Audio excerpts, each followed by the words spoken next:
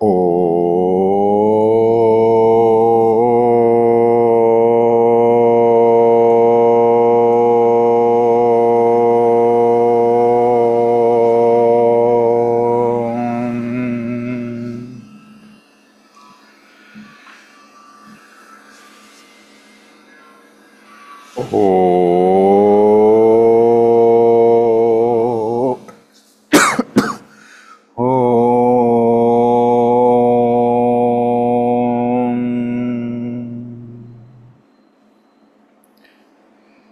ओम श्री गणेशाय नमः।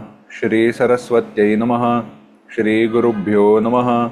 श्रुतिस्मृतिपुराणानामालयं करुणालयं नमामि भगवत्पाद शंकरं लोकशंकरं शंकरं शंकराचार्यं केशवं बादरायणं सूत्रभाष्यकृतौ वन्दे भगवन्तौ पुनः पुनः। ईश्वरो गुरुरात्मेति मूर्तिभेदविभागिने व्योमवद्व्याप्तदेहाय दक्षिणामूर्तये नमः। योऽन्तः प्रविश्य मम वाचमिमां प्रसुप्तां सञ्जीवयत्यखिलशक्तिधरस्वधाम्ना अन्यांश हस्तचरणश्रवणत्वगादीन् प्राणान् नमो भगवते पुरुषाय तुभ्यम्। वंशी विभूषितकरान्नवनीरदाभात् पीताम्बरादरुणबिम्बफलाधरोष्ठात् पूर्णेन्दुसुन्दरमुखादरविन्दनेत्रात् कृष्णात् परं किमपि तत्त्वमहं न जाने। गोस्वामी तुलसीदास जी के रामचरितमानस का हम चिंतन कर रहे हैं। उस चिंतन को आगे बढ़ाएं, उसे देखें। उसके पूर्व इस ग्रंथ का जो मंगल है उसे एक साथ पढ़ते हैं। वर्णानामर्थसंघानां रसानां छन्दसामपि मंगलानां च कर्तारौ वन्दे वाणी विनायकौ भवानी शंकरौ वन्दे श्रद्धा विश्वासरूपिणौ याभ्यां विना न पश्यन्ति सिद्धा स्वान्तस्थमीश्वरं वन्दे बोधमयं नित्यं गुरुं शंकररूपिणं यमाश्रितो हि वक्रोऽपि चन्द्रः सर्वत्र वन्द्यते सीतारामगुणग्राम पुण्यारण्यविहारिणौ वन्दे विशुद्धविज्ञानौ कवीश्वर कपीश्वरौ। रामचरितमानस के बालकांड का हम चिंतन कर रहे हैं और वह चिंतन करते समय माता पार्वती जी भगवान शिव जी के चरित्र का हम विचार कर रहे हैं। हमने देखा कि माता पार्वती जी ने तप का आचरण किया, तपाचरण का आरंभ किया। और तपाचरण का महत्व क्या है उसका विचार विमर्श, उसका परिचय हमने किया। तप आधार सब सृष्टि, हे भवानी सारी सृष्टि का आधार तप है। और किस प्रकार का तप माता पार्वती जी ने किया वह हमने देखा। तत्पश्चात शिवजी के हृदय में जो भावनाएं थी उनका परिचय हमने किया। गोस्वामी तुलसीदास जी ने कहा जब माता सती जी ने देह का त्याग किया तब शिवजी ने समाधि लगाई। उनके हृदय में यह विश्वास था, उन्हें पता था कि पवित्र है माता सती जी, परंतु इस देह में मेरा उनके साथ संग हो नहीं सकता। तब जाकर प्रभु श्री राम जी ने उनको समझाया और माता पार्वती जी का चरित्र बताया। और वहां पर हमने विचार किया था कि जिस प्रकार से और जिस भूल के कारण माता पार्वती जी को, माता सती माता जी को अपने देह का त्याग करना पड़ा, उसी के कारण उनका शिवजी के साथ मिलन होने वाला है। और वह था परीक्षा।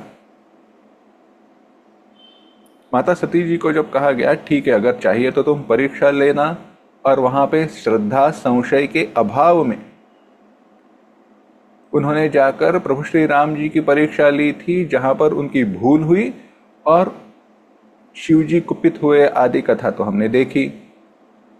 तत्पश्चात जब पार्वती जी के रूप में जब उन्होंने जन्म लिया तो माता पार्वती जी के रूप में जन्म होने के बाद जब शिव जी से कहा गया, शिव जी को प्रभु श्री राम जी ने कहा जाकर आप परीक्षा लेना, तो उन्होंने ऋषि मुनियों के द्वारा पार्वती जी की परीक्षा ली और पार्वती जी को ऋषि मुनियों ने कहा कि आप किनके लिए तपश्चर्या कर रही है, आपके लिए हमने अच्छा वर ढूंढा है और वे है विष्णु जी, विष्णु भगवान है।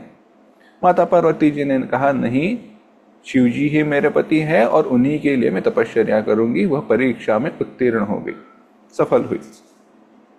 तत्पश्चात कथा आई कि देवताओं का अब काम अटक गया, क्योंकि शिव जी तो समाधि में चले गए। तो वह क्या विचार विस्तार है, दोहा चौपाइया एक बार पढ़ते हैं और बाद में आगे देखेंगे। 81वां जो दोहा है उससे लेकर 83वां जो दोहा है वहां तक दोहे चौपाइयों को एक साथ पढ़ते हैं। तुम माया भगवान शिव सकल जगत पितु मातु, नाई चरण सिर मुनि चले पुनि पुनि हर्षत गातु, सियावर रामचंद्र की जय।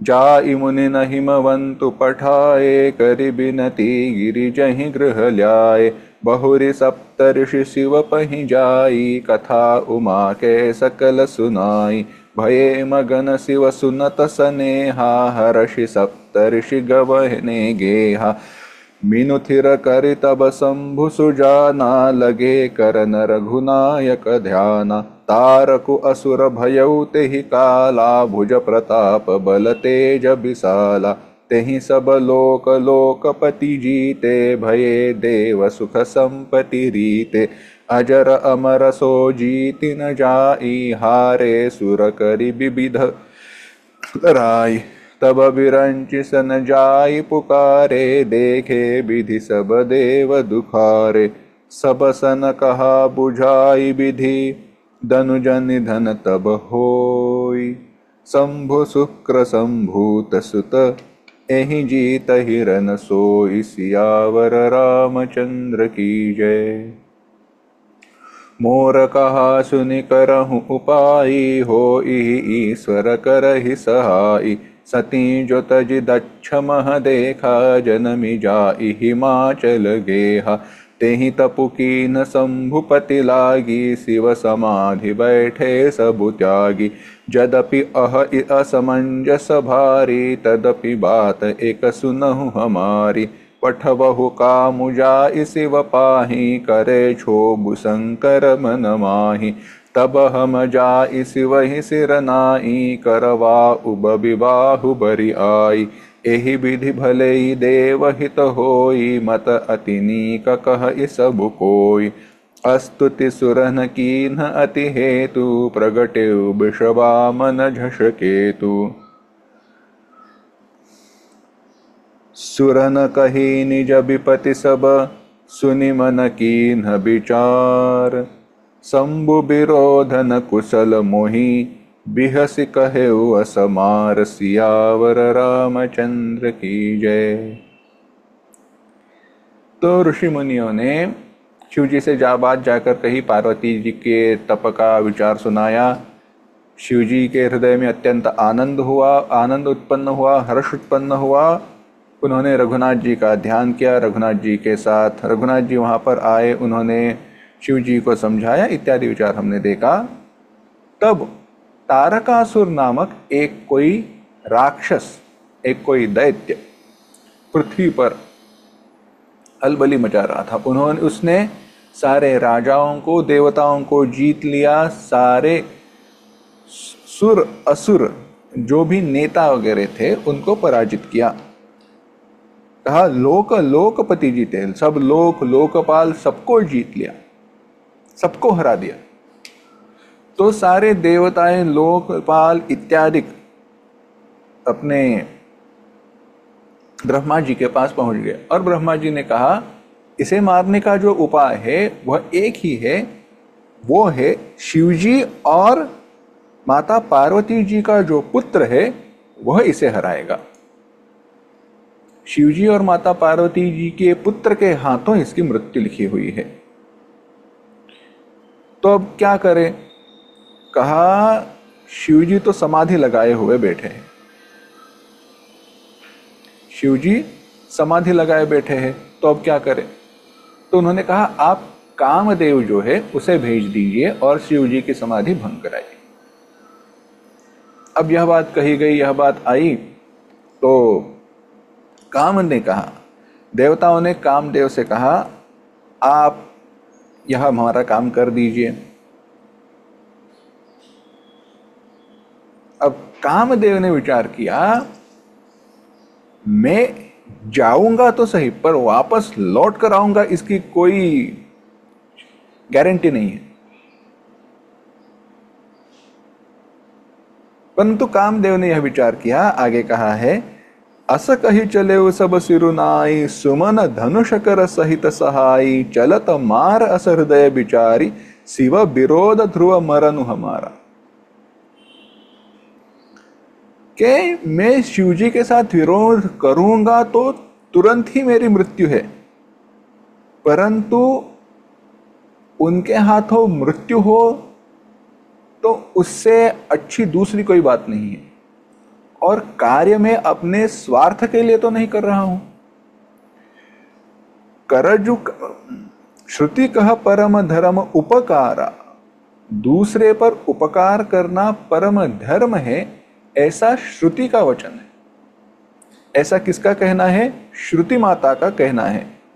श्रुति माता माने वेदों का जो उपदेश है वह ऐसा है कि दूसरों की मदद करनी चाहिए, उपकार करने चाहिए, दूसरों के हित के लिए शरीर का त्याग करना चाहिए। यह सारी श्रेष्ठ बात है, उत्तम बात है। इसके लिए कामदेव ने कहा, मैं तुम्हारा काम करने के लिए तैयार हूं। देवताओं को हर्ष हुआ। सारे देवताएं स्वार्थपरायण नहीं रहते, थोड़ा स्वतंत्र विचार है। परंतु अगर पुराण की जो कथाएं हैं, यह जो भी इतिहास कथा यानी रामायण महाभारत की जो कथाएं हैं, उन्हें आप देखें तो यह बात निश्चित रूप से आप समझ जाओगे। तो ये जो देवताएं हैं, चाहे कामदेव हो, इंद्रादिक हो, अग्नि हो, वरुण हो, ये सारे एक दृष्टि से जीव ही है। उनका वर्णन करते समय अमरा, निर्जरा, देवाः इत्यादि का वर्णन किया है। स्वर्गे लोके न भयं किंचनास्ति, न तत्र त्वं जरया बिभेति, सारा वर्णन आया है। परंतु देखो कैसे है, वो सारे जो देह है, अब बात देखना कैसी है। ये इसमें छिपे हुए अर्थ हैं, इन कथाओं में वे छिपे हुए अर्थ हैं।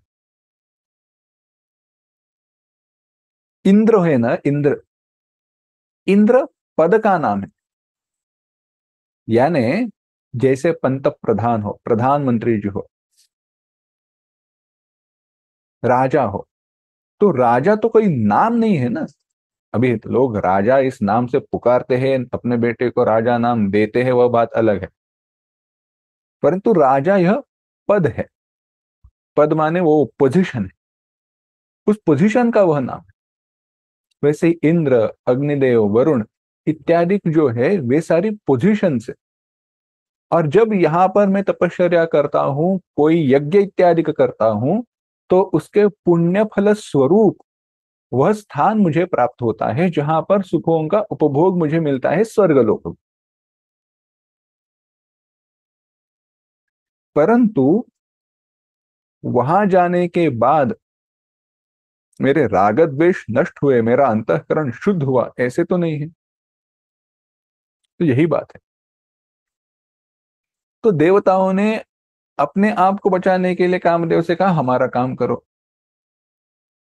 कामदेव ने विचार किया कि लोगों की, इनकी भलाई के लिए मेरे देह का त्याग हो जाए तो उससे अच्छी बड़ी कोई बात नहीं है, मैं इनका भला करूंगा ही।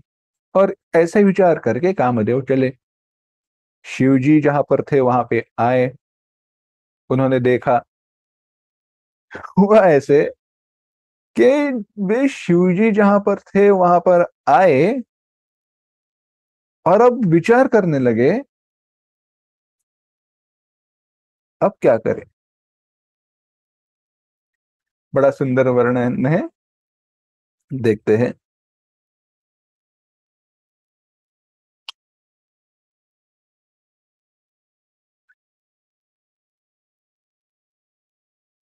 ब्रह्मचर्य व्रत संजब नाना, धीरज धर्म ज्ञान विज्ञान, सदाचार जप जोग विरागा, सभय विवेक कटकु सबुभागा।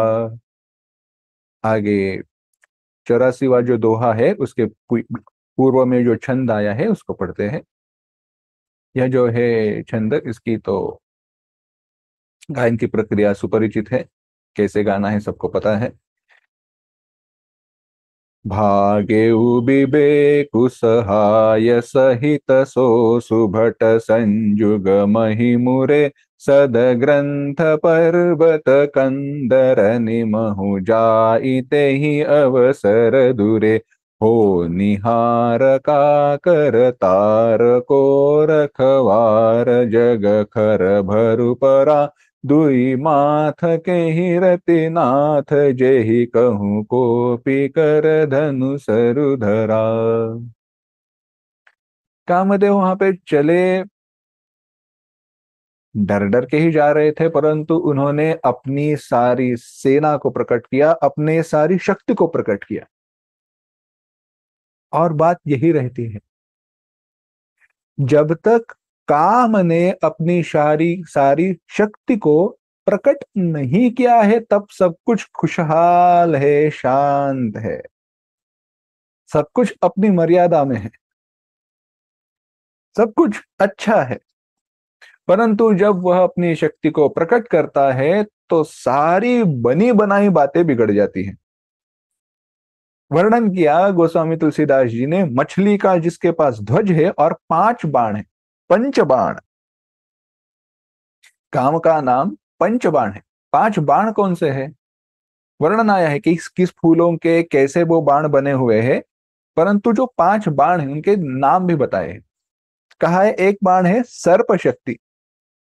यह जो बाण है ना, यह सर्प शक्ति को प्रतिष्ठित करता है और अन्य व्यक्तियों के मन में प्रेम भाव को जागृत करता है।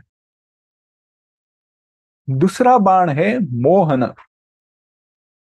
मोहन, यह बाण कामदेव मनुष्यों के हृदय में, अंतःकरण में मोह को उत्पन्न करता है और प्रेम की दृष्टि से आकर्षित करता है, खींचता है। तीसरा बाण है तिलोत्पादन। यह सरंजे के बीजों का बना हुआ बाण है और यह प्राकृतिक शक्ति को प्रतिष्ठित करता है और अंतःकरण में आकर्षण, प्रेम उत्पन्न करता है। चौथा जो है वह है मारण। यह अत्यंत विरुद्ध है। मारण बाण जो है वह व्यक्ति को मोहित करने की जगह उसको मारने के लिए उपयोग में आता है और वैष्णव संप्रदाय में इसे काम के विरुद्ध माना है। और पांचवा जो है अनंगवीकरण। यह इस बाण के प्रभाव से व्यक्ति प्रेम मग्न हो जाता है। इस प्रकार से 5 बाण कहे गए। तो पहले तो सारे बाण तो कोई चलाता नहीं है, पहले अपने सारी शक्ति को कामदेव ने उत्पन्न किया। और परिणाम क्या हुआ, जब कामदेव ने अपने प्रभाव को फैलाया तो संसार में परिणाम ऐसे हुआ कि क्षण भर में ही वेदों की सारी मर्यादा मिट गई। क्षणमहु मिटे सकल श्रुति सेतु। सेतु माने पुल, ब्रिज रहते हैं ना, श्रुति सेतु। श्रुति की, वेदों की जो मर्यादा है वो सारी नष्ट हो गई। वेदों की मर्यादा क्या है, क्या आचरण कैसे करना है, क्या नहीं करना है। एक बात यहां पर ध्यान देकर सुनना, एक ध्यान में लेना कि जब भी काम इस शब्द का अर्थ आता है तो स्त्री का पुरुष के प्रति और पुरुष का स्त्री के प्रति जो आकर्षण है, उसी अर्थ में प्रमुखतः इस शब्द को लिया जाता है, जो एक अर्थ है किसी वस्तु के प्राप्ति की इच्छा, यह भी काम है। किसी सुख के साधन के प्राप्ति की इच्छा भी काम है। जो भी देखो, अगर सृष्टि में भगवान ने कामदेव की काम की रचना की है तो उसका कोई प्रयोजन है, क्योंकि काम के अभाव में सामान्य जीव सुखी हो नहीं सकता। कैसे हो? इच्छा ही नहीं, हाथ पर हाथ रख कर बैठा रहे तो ना कोई कार्य होगा, ना सुख की अभिलाषा होगी। सुख की अभिलाषा से सृष्टि का कोई कार्य ही नहीं चलेगा। विचार करके देखिए ना, मुझे सुख के प्राप्ति की इच्छा ही नहीं है तो दुख दूर करने के लिए मैं प्रयास ही नहीं करूंगा, कर्म होगा कैसे? इसीलिए वेदों ने, श्रुति ने वर्णन करते हुए कहा नाहमकार्षित कामोकार्षित। महानारायणोपनिषद में, महानारायणोपनिषद में वर्णन किया है, मंजरकार्षित कामोकार्षित। मैंने कर्म नहीं किया है, यह जो काम है, यह जो इच्छाएं हैं, उन्होंने मुझे कर्म करने के लिए प्रेरित किया है।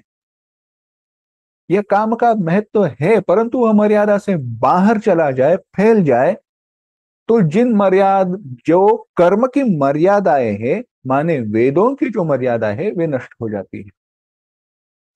वो मनमानी हो जाती है। जैसा मैं चाहूं वैसे करूंगा, क्योंकि मैं स्वतंत्र हूं। काम ने अपना प्रभाव फैलाया, वेदों की सारी मर्यादा मिट गई। हुआ क्या? ब्रह्मचर्य नियम, नाना प्रकार के संयम, ब्रह्मचर्य व्रत संजब नाना, धीरज धर्म ज्ञान विज्ञान, धीरज धर्म ज्ञान विज्ञान सदाचार, जप योग वैराग्य विवेक की सारी सेना डरकर भाग गई।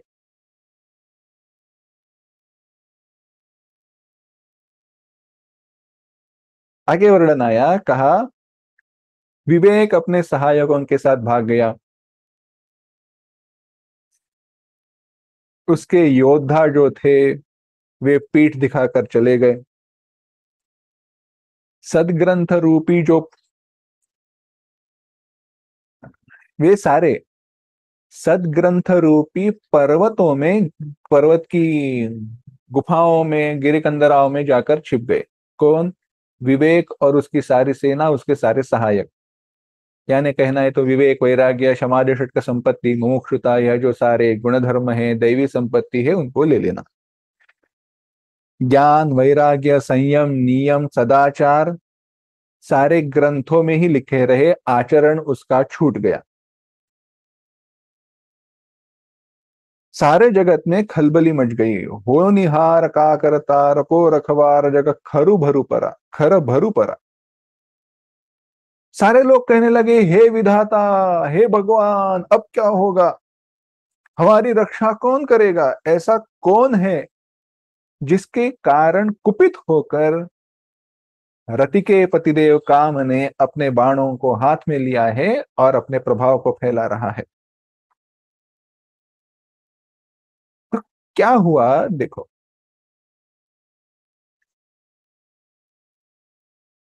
बड़ी सुंदर कथा है।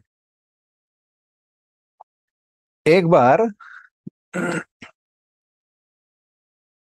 राजा ने अपने प्रधान को, अब यह कथा अकबर बिरबल के बारे में कही जाती है, कहीं पर किसी और के बारे में कही जाती है, मैं राजा और प्रधान यही रखूंगा। एक बार एक राजा था। राजा ने एक दिन प्रधान से कहा, प्रधान जी, मेरे भोजन के समय आप उपस्थित रहना। हाँ, प्रधान जी ने कहा, ठीक है, कोई बात नहीं, आप भी आना, भोजन के लिए ही आ जाना। चलो, प्रधान जी ने कहा, जैसी आपकी इच्छा। राजा भोजन के लिए बैठा तो प्रधान जी भी आए, बैठ गए। तो थोड़ा सा अंधेरा था, कुछ दिखाई नहीं दे रहा था। तो राजा ने क्या किया, सेवक को कहा लेकर आओ। तो सेवक एक बिल्ली को लेकर आया, बिल्ली को बाजू में रख दिया। बिल्ली वहां पर जहां पे राजा और प्रधान बैठे हुए थे उनके बीच में जाकर बैठ गई। बिल्ली के सर पे एक दिया रखा गया, और बिल्ली बिना कोई मूवमेंट किया, बिना हिले, वहीं पे वैसे ही बैठी रही। और दिए के प्रकाश में उन दोनों का भोजन हो गया। कौन सा दिया? जो बिल्ली के सर पर रखा हुआ है। बिल्ली ने बिल्कुल मूवमेंट नहीं की, कोई हिली नहीं, न डुली। राजा ने कहा देखो, मैंने ट्रेन किया है, मैंने सिखाया है इसको।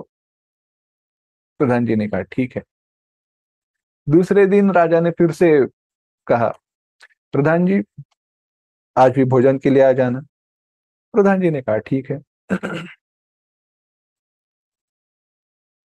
तो प्रधान जी ने कहा आ जाएंगे। दूसरे दिन भी गए, वही बात हुई। राजा और प्रधान जी, उनके बीच में बिल्ली को रखा गया, बिल्ली के सर के ऊपर दिया रखा गया, उनके दिए में भोजन हुआ। यहां तक तो बात ठीक थी। दूसरे दिन दरबार में ऐसी कोई बात चल रही थी। राजा ने प्रधान जी से कहा, क्यों प्रधान जी, कैसी है मेरी ट्रेनिंग? प्रधान जी ने कहा, बस मुंडी हिलाई, बाकी कुछ नहीं। राजा को यह बात पसंद नहीं आई। राजा को लगा कि प्रधान जी सारे दरबार में सारे लोगों के सामने बताएंगे कि राजा ने एक बिल्ली को कैसे ट्रेन किया है, उसकी सत्ता क्या है, उसका सामर्थ्य क्या है। प्रधान जी ने कहा, जब दरबार समाप्त हुआ, राजा ने प्रधान जी ने कहा, प्रधान जी कल भी भोजन के लिए आ जाना। प्रधान जी ने कहा ठीक है, आ जाऊंगा। इस बार प्रधान ने क्या किया, प्रधान जी ने अपने साथ एक चूहा रखा, छोटा सा चूहा अपनी जेब में रख दिया। जैसे ही जैसे ही भोजन शुरू हुआ और बिल्ली के सर पर दिया रखा हुआ था, प्रधान जी ने जेब में हाथ डालकर चूहे को बाहर निकाला और छोड़ दिया। होना क्या था, जो होना था वही हुआ। जैसे ही चूहे को देखा, बिल्ली ने छलांग लगाई, बिल्ली कूद पड़ी, दिया गिर गया। प्रधान जी ने कहा, राजा जी बिल्ली को बहुत अच्छी ट्रेनिंग दी है, क्या चूहे को एक छलांग में पकड़ लिया। राजा शर्म के मारे चूर हो गया। प्रधान जी ने कहा, महाराज जी बिल्ली तब तक ही शांत है जब तक चूहा नहीं है। बात यही है, जब तक काम का प्रभाव प्रकट हुआ नहीं है तब तक हम सारे वैराग्य से परिपूर्ण हैं। हमारे भी हृदय में सदाचार है, सच्शीलता है, सारे गुणधर्म है। परंतु थोड़ा काम का प्रभाव बढ़े तो यही बात है। आगे बड़ा सुंदर एक संवाद है, केवल संक्षेप में कहता हूं। इसके ऊपर परिणाम यानी सुझाव या सॉल्यूशन क्या है इसके ऊपर, क्योंकि इससे पीड़ित तो हम होते ही है, पर सॉल्यूशन क्या है, उपाय क्या है? तो बात यही हुई। प्रभु श्री राम जी ने हनुमान जी से कहा, यह मुद्रिका लेकर सीता जी को दे देना, जाओ। अब हनुमान जी चले। हनुमान जी गए, पहुंच गए। पहुंचने के बाद उन्होंने देखा सीता जी अशोक वाटिका में बैठी है। उनके पास गए, सारा संवाद हुआ, सब कुछ बातें हुई। वहां पर हनुमान जी ने कहा, मैया मुझे भूख लगी है, ये सारे सुंदर जो फल है ना, ये देखकर मुझे बड़ी भूख लगी है। माँ ने कहा ठीक है, अब बात तो यही है ना, जब लड्डू दिखाई देते हैं तो बच्चे को भूख लग जाती है, चाहे माँ ने उसको अभी खाना खिलाया क्यों ना हो। लागी दे, माँ तू मोहे थी भूखा, लागी देख सुंदर फल, ये बड़े सुंदर फल देखकर मुझे भूख लगी है। सीता मैया ने कहा ठीक है हनुमान, परंतु तुम्हें तो पता है यह बगीचा जो है यह हमारा नहीं है, ये हमारे फल नहीं है। हनुमान जी ने कहा पता है। सीता मैया ने कहा कि यह फल जो है यह तुम खा नहीं सकते, क्योंकि यह रावण के बगीचे के फल है, इनके इन्हें खाकर तुम्हें तो पाप ही प्राप्त होगा, और ऐसे कामी पुरुष के बगीचे के फल जो है वे खाकर तुम क्या करोगे। हनुमान जी ने कहा परंतु मैं वैसे देखता ही नहीं हूं। सीता मैया ने पूछा तो क्या बात है। हनुमान जी ने कहा देखो, बात तो सत्य है कि यह जो बगीचा है यह रावण की राज्य में है, यह जो फल है वह उन पेड़ों पर लगे हुए हैं जो रावण की राज्य में है। परंतु मैया मैं आपसे यह पूछना चाहता हूं, ये सारे जो वृक्ष है वो कहां से उत्पन्न हुए हैं। सीता मैया ने कहा भूमि से, और भूमि की एक पुत्र मुझे पता है जो मेरी प्रिय माता है, कौन है। सीता मैया मुस्कुराई। हनुमान जी ने कहा इसीलिए माते मैं तुम्हें पूछ रहा हूं, तुम्हारी बगीचे के ये जो फल है क्या मैं वह खा सकता हूं। सीता मैया ने सर पे हाथ रखकर कहा बेटा, मेरे बगीचे के ये फल है, ऐसे मान कर खाओ तो उसमें कोई दोष नहीं है, जितने चाहे उतने खाना।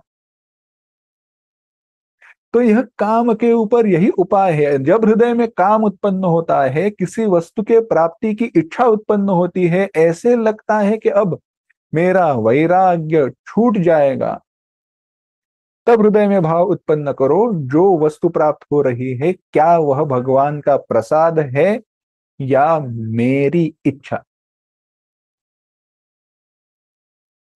भगवान की प्रसाद के रूप में वह वस्तु प्राप्त हो रही है तो उसमें ना कोई इच्छा रहेगी ना वासनाएं रहेगी,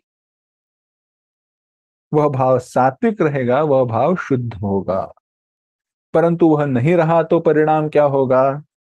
वर्णन किया, विवेक अपनी सारी सेनाओं के साथ भाग जाएगा, सारे जो सद्गुण है वे पुस्तक में ही रह जाएंगे, आचरण में कुछ नहीं रहेगा। वही हुआ, सारे जगत के लोगों ने कहा हे विधाता अब हमारी रक्षा कौन करेगा, अब क्या होगा, रक्षा करो।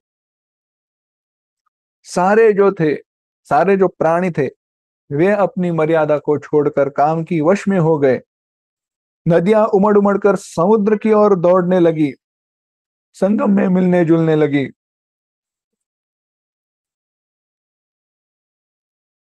काम की प्रभाव या काम की शक्ति का प्रभाव जड़ जीवों पर भी दिखाई देने लगा, यानी वृक्ष, नदियां, वृक्ष तो नहीं कहूंगा पर नदियां, इनके ऊपर भी हुए। वृक्ष भी जड़ एक दृष्टि से कहा जाता है क्योंकि उनमें अंतःकरण वैसे विकसित नहीं हुआ है जैसे बाकी जीवों में है।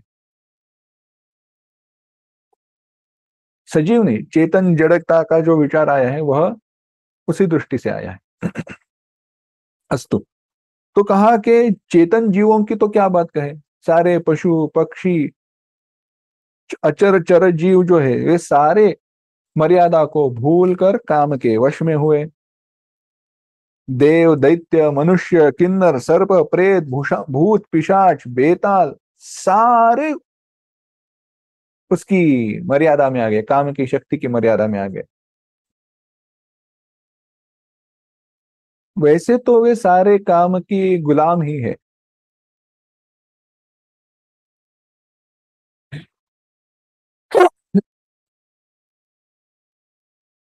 तो उनकी तो कोई बात नहीं करनी, परंतु आगे कहा, भये काम बस जोगी सतापस पावरनि की को कही देख ही चराचर नारिमय जय ब्रह्ममय देखत रहे। अबला बिलो कही पुरुषमय जगु पुरुष सब अबलामयन दुई दंड भरी ब्रह्मांड भीतर काम कृत कौतुक अयम। सामान्य जीव काम के वश में हो जाए तो कोई बड़ी बात नहीं है, वैसे तो काम के वश में ही वे रहते हैं, परंतु वर्णन किया इतना ही नहीं, और कौन काम की वश में चले गए, तो कहा जो भी योगी थे, तपस्वी थे, वे भी काम के वश में हुए, तो पामर मनुष्य की क्या बात है। जो जगत को ब्रह्ममय देखा करते थे, सर्वम खलु इदम ब्रह्म तज्जलान, यह जानने वाले जो लोग थे, वे भी काम के वश में आ गए। पुरुष स्त्रीमय जगत को देखने लगे, स्त्रियां पुरुषमय जगत को देखने लगी, और दुई दंड भरी, दुई दंड, दंड यह एक समय की इकाई है, समय की मापन का एक यूनिट है। बड़ी सुंदर बात है, पुराना हमारा जो प्राचीन समय की जो इकाई थी समय के मापन की, उसमें एक त्रिसरेणु, कैसे था, एक त्रिसरेणु यानी 6 ब्रह्मांडीय अणु जो थे, 6 अणुओं से एक त्रिसरेणु बनता था। 3 त्रिसरेणु, उससे एक त्रुटि बनती थी। 100 जो त्रुटियां है, 100 त्रुटियां, उससे एक वेद बनता है। कहते हैं ना, ग्रहण का वेद लगे वगैरह, वह बात है। बाद में 3 जो वेद है, उससे एक लावा होता है, और 3 लावाओं से एक निमिष बनता है। निमिष माने पलक झपकने का जो समय है उसे कहते हैं निमिष। वह 3 लावाओं से, यानी उल्टे चले जाए तो समय कितना माइक्रो सेकंड तक गिना करते थे, देखो पलक झपकने के लिए कितना समय लगता है, बहुत थोड़ा। उसके 3 विभाग करो तो हुआ एक लावा, एक लावा के 100 विभाग करो तो हुई एक त्रुटि, उस त्रुटि के 3 विभाग करो तो हुए त्रिसरेणु, और उस त्रिसरेणु के 6 विभाग करो तो हुआ ब्रह्मांडीय अणु। यह हुई उल्टी बात। अब जो पलक झपकने का समय जो है, जो निमिष है, उसे अगर आगे लेकर जाए, 3 निमेष से एक क्षण हो जाता है, 3 निमेषों से एक क्षण हो जाता है, 5 क्षणों से एक काष्ठा, यह लगभग 8 सेकंड का टाइम बन जाता है। उसके बाद 15 काष्ठाओं का एक लघु, 15 हाँ, 15 लघुओं की एक नाड़ी, और उसका आगे बन जाता है एक दंड। दंड यानी एक मुहूर्त का जो समर्थ है, एक मुहूर्त माने 2 दंड हो जाता है, जो लगभग 24 मिनट या कुछ बनता है। दो, हाँ, 2 दंड का एक मुहूर्त बन जाता है, यानी एक मुहूर्त में कितने रहते हैं, 2 दंड रहते हैं। तो यह दो दुई दंड, एक मुहूर्त भर का जो समय था, तब सारा ब्रह्मांड कामदेव का रचा हुआ जो कौतुक है, तमाशा है, वह देखते रहा। जो केवल वर्णन किया, सो धरि न काहू धीर सबके मन मन सी जहरे। सो राखे रघुबीर ते, उबरे ते ही काल महु। धरि न का धरि न काहू धीर, सबके मन मन सिज हरे। जे राखे रघुबीर, ते उबरे ते ही काल महु। जिन्होंने अपने हृदय में भगवान प्रभु श्री राम जी को धारण नहीं किया था, वे सारे कामदेव के शक्ति का शिकार हो गए। यह सारा तमाशा 2 घड़ी तक चल रहा था, 2 दंड के समय तक चल रहा था। और ऐसे करते करते हमने देखा कि कामदेव प्रभु शिव जी के पास पहुंच गए। शिव जी के पास पहुंच गए और कामदेव की सारी शक्ति समाप्त हुई। डर गए। कहा, भये तुरत सब जीव सुखारे, जिमि मद उतर गए मतवारे। रुद्र ही देखि मदन भय माना। शिव जी को देखकर मदन के, कामदेव के हृदय में भय उत्पन्न हुआ, और जैसे उसके हृदय में भय उत्पन्न हुआ, उसकी सारी शक्ति क्षीण हो गई और सारे जीव शांत हुए। दुराधर्ष दुर्गम भगवाना। कैसा वैराग्य है शिव जी का। और यह भी तो बात सत्य है ना।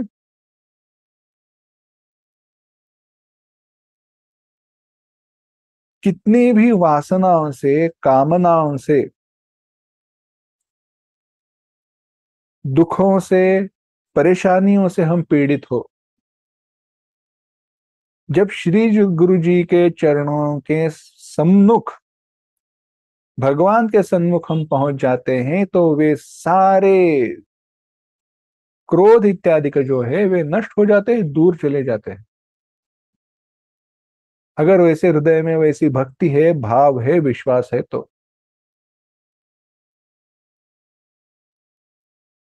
सारे दोष, सारे क्रोध, कामना, सब कुछ, सारे दोष जब सदगुरु के चरणों में रहते हैं, सदगुरु के सन्निध रहते हैं, संतों के सन्मुख रहते हैं ना, तो वे रहते ही नहीं है, चले जाते हैं।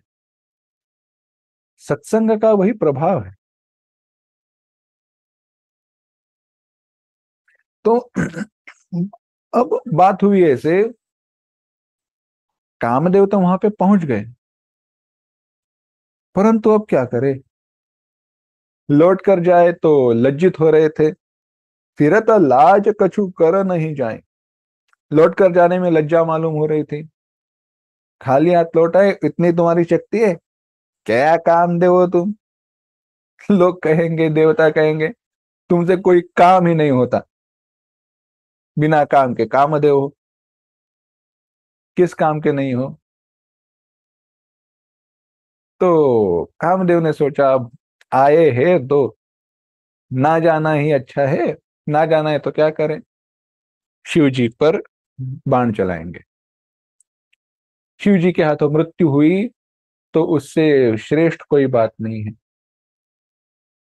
उन्होंने क्या किया, तो वर्णन किया। जा गई मनोभव मनु ए मन बन सुभगता, न परई कही शीतल सुगंध सुमंद मारुत मदन अनल सखा सही। बिकसे सरनि बहु कंज गुंजत पुंज मंजुल मधुकरा, कलहंस पिक सुख सर सरव करि गान नाचहि अपछरा।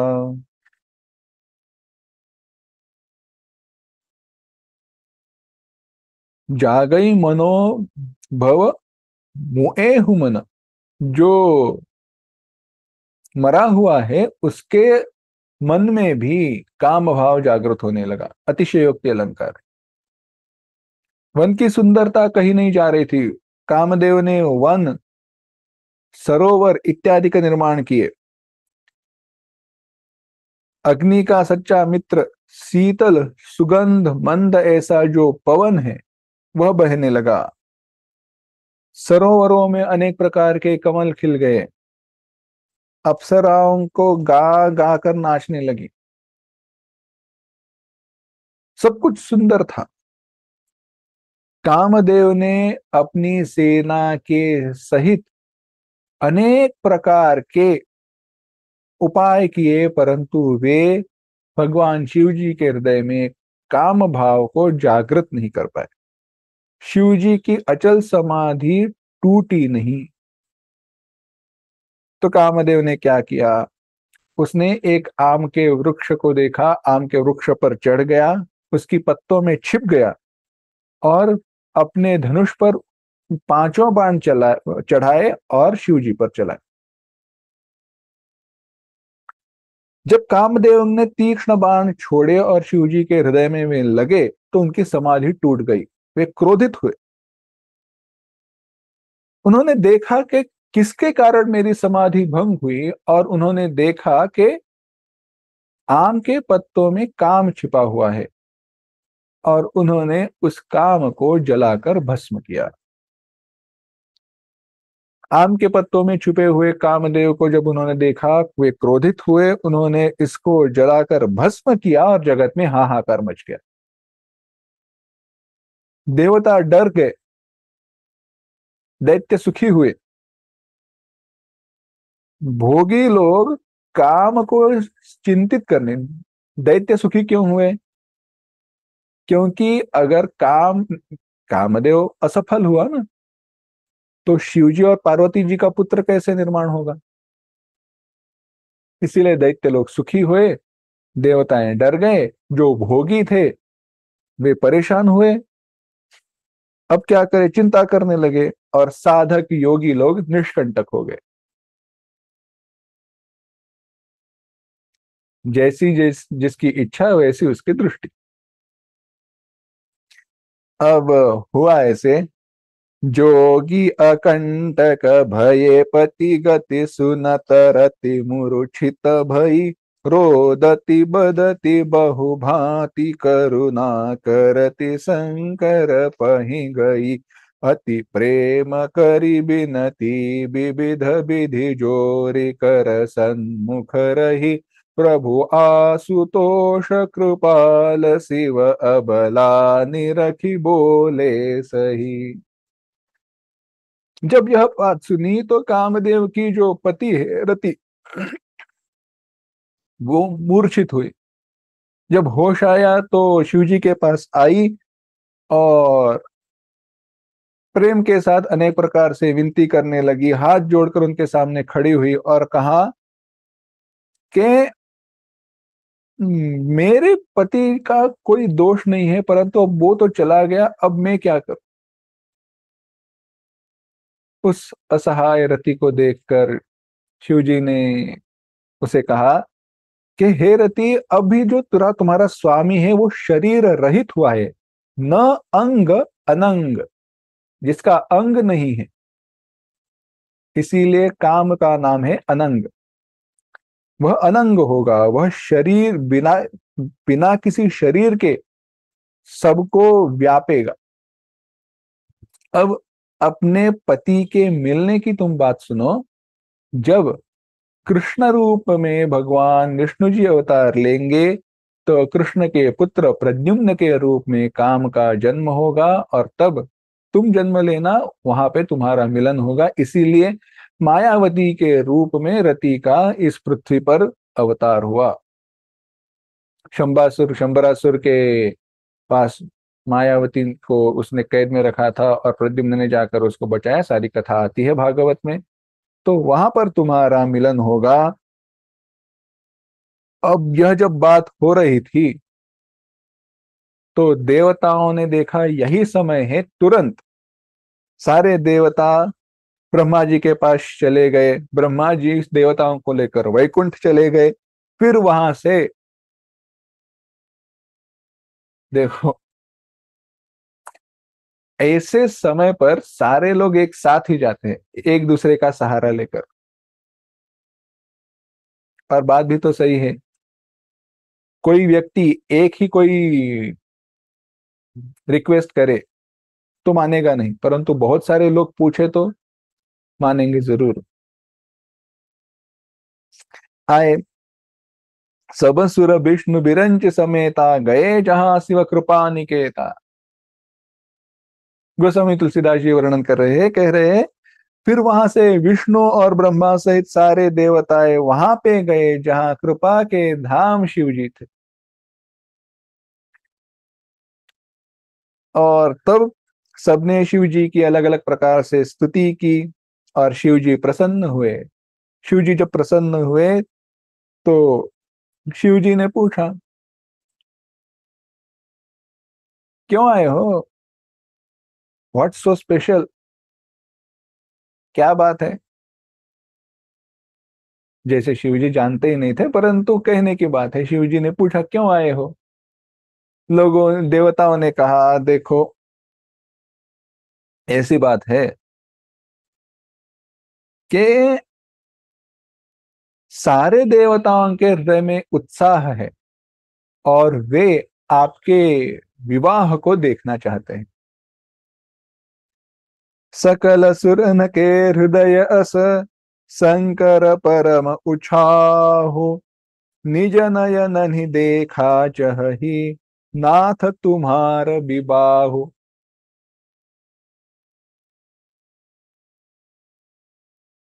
अब विचार कीजिए, क्या यह भी कहने की बात है? पूछ समझो, विचार कीजिए, अचानक से आपके घर सारे आपके दोस्त आते हैं,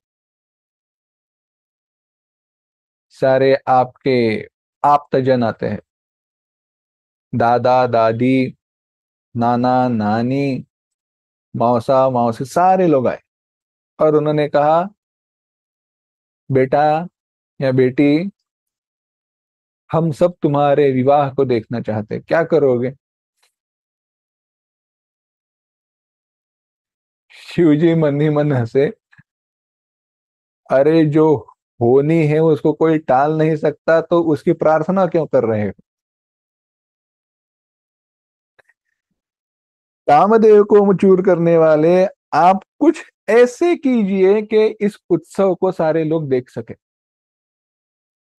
तात्पर्य यह है, होना है तो वो होने वाला ही है, परंतु थोड़ी जल्दी कीजिए भगवान, हमारा पेशेंस छूटा जा रहा है। देवताओं के हृदय में एक ही विचार है, शिवजी पार्वती जी का विवाह हो जाएगा, परंतु जब शिव पार्वती जी का विवाह होगा तब हमारा पुण्य समाप्त हुआ और हम पृथ्वी पर चले गए तो देख कैसे पाएंगे? यहां पर लिखा नहीं है, परंतु मैं कह रहा हूं कथा के रूप में, होगी ना यही बात? जल्दी शुरू करो, क्यों? टिकट खत्म हो गया तो वापस जाना पड़ेगा। हे नाथ, आपका स्वभाव ही है कि पहले दंड देते हैं फिर कृपा करते हैं। पार्वती जी ने तो आपके प्राप्ति के लिए अपार तप किया है, उनका स्वीकार कीजिए। शिव जी मन ही मन हंसे, उन्होंने ब्रह्मा जी की प्रार्थना सुनी और प्रभु श्री राम जी के शब्दों को याद किया और कहा, तथास्तु। सुनि विधि विनय समुझ प्रभु बानी, ऐसे ही हो कहा सुखमानी। जैसे ही शिव जी ने कहा वैसे ही होगा, तथास्तु। सारे लोगों ने नगाड़े बजाने शुरू किए, वाद्य बजाने शुरू किए, फूलों की वर्षा की और कहा, जय हो देवताओं की स्वामी जी, जय हो। अब यह बात शिव जी के यहाँ पे हो रही थी, यही अवसर को जानकर सारे जो सप्त ऋषि थे वे चले गए पार्वती जी के पास। पार्वती से कहा, देखो हम कह रहे थे परंतु तुमने हमारी बात मानी नहीं, नारद जी के शब्दों में आकर तुम कुंवारी रह गई, रुकी रही, अब तो बात बिगड़ गई। काम की मृत्यु हुई है, काम को शिवजी ने जला डाला है। अब अगर काम की ही मृत्यु हुई है तो तुम्हारा और शिव जी का विवाह होगा कैसे? छल पूर्वक वो कहने लगे। देखना चाहते थे पार्वती जी का विश्वास कितना दृढ़ है। पार्वती जी मुस्कुराते हुए कहने लगी, सुनी बोली मुस्काई भवानी। पढ़ते हैं इन्हें, इन चौपाइयों को। 90वां जो दोहा है उसके पहले जो चौपाइयां हैं उनको पढ़ते हैं। सुनी बोली मुस्काई भवानी, उचित कहे हु मुनि बर विज्ञानी। तुम्हारे जान काम अब जारा, अब लगे शंभु रहे सबिकारा। हमारे जान सदा शिव जोगी, अज अनवद्य अकाम अभोगी। जो मैं शिव से ये अस जानी, प्रीति समेत कर्म मन बानी। तो हमारपन सुनहु मुनि सा, करी हहि सत्य कृपा निधि ईसा। तुम जो कहा हर जारे उमारा, सोई अति बड़ अविवेक तुम्हारा। तात अनल कर सहज सुभाऊ, हिमत ही निकट जाई नहीं काऊ। गए समीप सो अवसिन साई, असिमन मथ महेश की नाई। हिय हर्षे मुनि बचन सुनी, देखी प्रीति विश्वास। चले भवानी ही नाई सिर, गए हिमाचल पास। सियावर रामचंद्र की जय। तो बात हुई, माता पार्वती जी ने यह बात सुनी और मुस्कुराकर कहने लगी, मुनियों, तुम बात जो कह रहे हो, तुम्हारी ज्ञान में, तुम्हारी दृष्टि से शिवजी जो है उन्होंने कामदेव को जलाया है, अब वे विकार युक्त हुए। अब तक तो वे विकार युक्त थे, अब वो अकामी हुए, विकार रहित हुए। परंतु मेरे दृष्टि से, हमारे जान, हमारे समझ में शिवजी तो सदा अकामी थे, योगी थे, अजन्मा थे, अनिंद्य थे, काम रहित थे, भोगहीन थे। और ऐसे ही शिव जी को जानकर मैंने उनकी मन वचन और कर्म से उपासना की है, प्रेम सहित सेवा की है। वो कभी झूठ नहीं हो सकती। कृपा निधान भगवान शिव जी मेरी प्रतिज्ञा को सत्य करेंगे। आप जो कह रहे हो कि शिव जी ने काम को जलाया है, यह आपका अविवेक है। शिव जी ने काम को जलाया नहीं है। अग्नि का यह स्वभाव ही है कि जो भी उसके संपर्क में आए वह जल जाएगा। तात अनल कर सहज स्वभाव। अग्नि का तो यह स्वभाव ही है कि जो भी उसके संपर्क में आता है वह उसको जला देता है। समीप जाने पर वह अवश्य नष्ट हो जाएगा। महादेव और काम के संबंध में भी यही बात है। बस इसी कारण काम नष्ट हुआ है, जल गया और जलकर भस्म हुआ। यह बात सुनकर ऋषि मुनि बड़े हर्षित हुए। ये हर्षि मुनि, और उन्होंने देखा पार्वती के वचन सुनकर उनका प्रेम, शिव जी के प्रति उनका विश्वास, यह देखकर वे हर्षित हुए और हिमाचल के पास चले गए। अब हिमाचल राज के पास चले गए, वहां पर उससे कहा, यह ऐसी बात हुई है। पार्वती जी के पास हम गए थे, पार्वती ने हमें यह बात कही। वहां पर कामदेव शिव जी के पास गए थे, सारी कथा सुनाई। रति के रूप में रति कैसे जन्म लेगी, कामदेव का कैसा जन्म होगा, सब कुछ बताया। अब शिव जी के प्रभाव को मन में मानकर हिमाचल ने जाना कि ये ही मेरे बेटी के लिए योग्य है, योग्य वर यही है। और उन्होंने क्या किया, उन्होंने श्रेष्ठ मुनियों को आदर पूर्वक बुलाया और कहा कि मुहूर्त निकालो। शुभ दिन, शुभ घड़ी, शुभ नक्षत्र, विधि, सब कुछ तैयार करो, लिखवाओ, लग्न पत्रिका बनवाओ। और वो लग्न पत्रिका हिमाचल ने सप्तर्षियों को दे दी और विनती कहकर कहा, यह लग्न पत्रिका को लेकर ब्रह्मा जी के पास चले जाएं। ब्रह्मा जी ने उस लग्न पत्रिका को पढ़ा, बड़ा आनंद हुआ। वह लग्न पत्रिका पढ़कर सबको सुनाई। हर्षे मुनि सब सुर समुदाय, सुमन वृष्टि नभ बाजन बाजे, मंगल कलश दसहों दिशा साजे। आकाश से फूलों की वर्षा होने लगी, 10 दिशाओं में मंगल कलश सजा दिए सारे। अब आगे जो वर्णन आया है ना, वो बड़ा सुंदर है। संक्षेप में अभी कहूंगा, विस्तार तो हम बाद में ही देखेंगे, परंतु जो भी बातें होने वाली है ना, उसको ट्रेलर के रूप में बताता हूं। अब सारी लीलाएं हैं। हुआ ऐसे, देवताओं को सब पता चला, अरे शादी की तैयारी हो रही है तो कौन पीछे रहेगा। देवताओं ने अपने वाहन सजाए, अपने अपनी जो उपसेनाएं थी, अपने जो सैन्य था, उसको सजा धजा कर सारे लोग तैयार हुए शादी के लिए।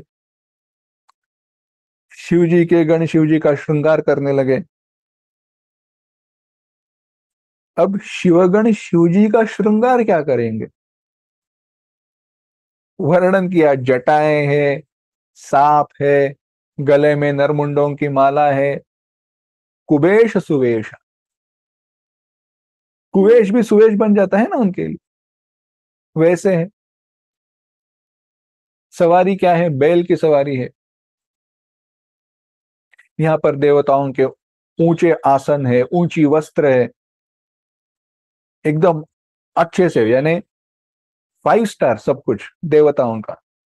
शिव जी का -5 स्टार। ऐसी बात नहीं है, परंतु वह दृष्टि चाहिए, वह ज्ञान की दृष्टि चाहिए। सुवेश कुवेशा, ब्रह्मा जी विष्णु जी अपने अपने वाहन सवारियों के साथ आने लगे। तो बात हुई ऐसे, जब सारे लोग इकट्ठा हुए, सारे बाराती, तो शिव जी के लोगों को देखकर बाकी लोग सोचने लगे, इनके साथ जाएंगे तो हमें लोग क्या कहेंगे, हम लोग, सारे लोग हम पर हंसेंगे, कैसे बाराती है रे। इसे छत्री न्याय कहते हैं। क्या कहते हैं? छत्री न्याय। छत्री न्याय माने, समझो, 8-10 लोग सामने से आ रहे हैं। कितने? 8-10 लोग सामने से आ रहे हैं। उसमें 6-7 लोगों ने, 8 में से 6-7 लोगों ने सर पर टोपी पहनी हुई। सर पर क्या पहनी है? टोपी पहनी हुई। तो लोग क्या कहेंगे? टोपी वाले आ रहे हैं। तो जो लोग आ रहे हैं उसमें सारे जो लोग हैं उसने उन्होंने टोपियां पहनी है? नहीं। परंतु सबको क्या नाम लगा? टोपी वाले। वैसे ही दूसरा उदाहरण दिया जाता है, 2-3 लोग जा रहे हैं, परंतु उसने उसमें से एक ने ही मदिरा का पान किया हुआ है, उसका सुगंध सब जगह पर जा रहा है, तो लोग क्या कहेंगे? तीनों लोग पीकर आ रहे हैं। वास्तव में जो बाकी दो है उन्होंने कुछ हाथ भी नहीं लगाया, छुआ भी नहीं। ऐसी बात।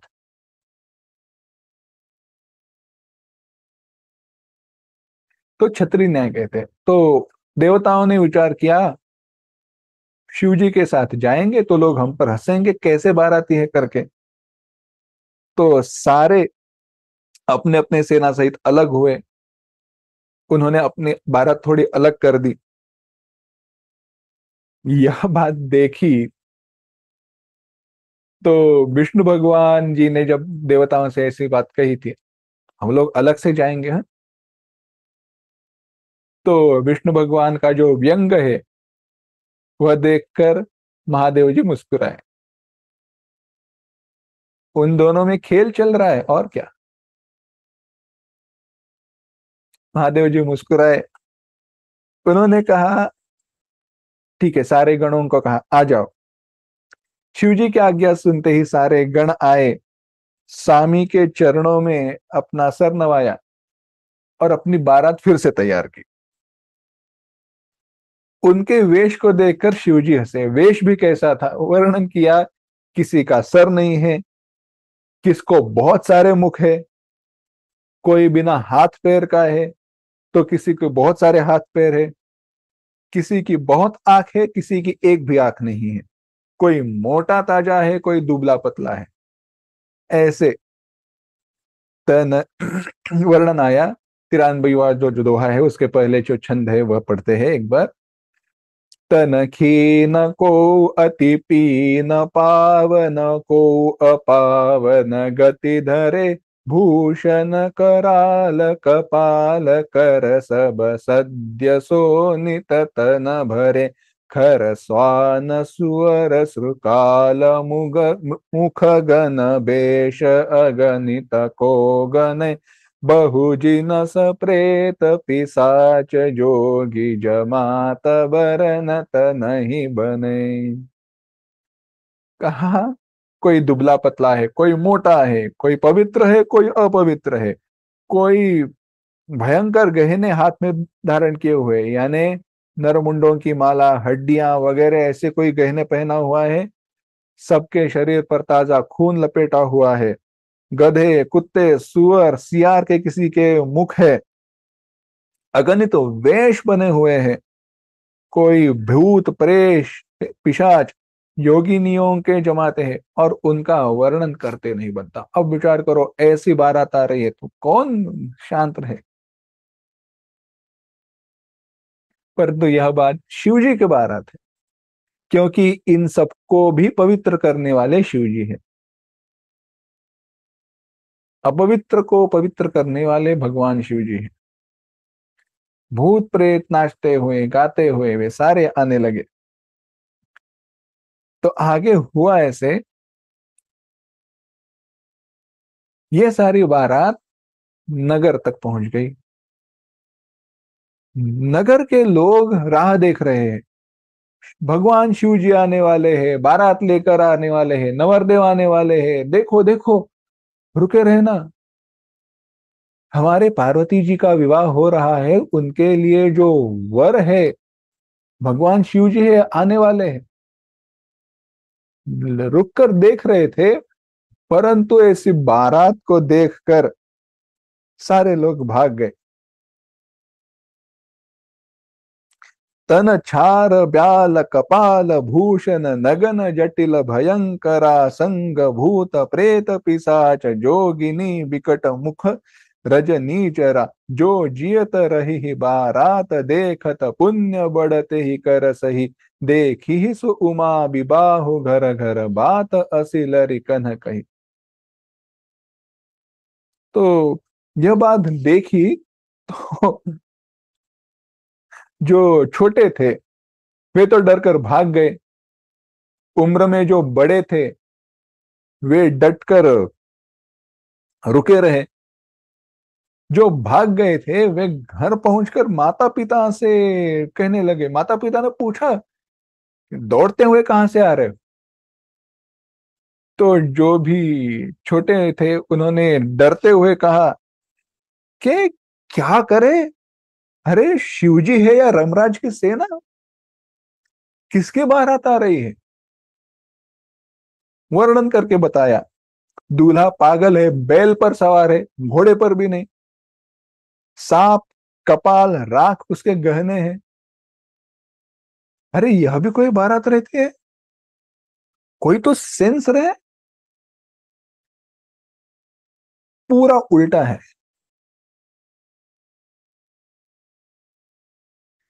तो तन छार ब्याल कपाल भूषण, दूल्हे ने वर्णन देखो अब कैसे है।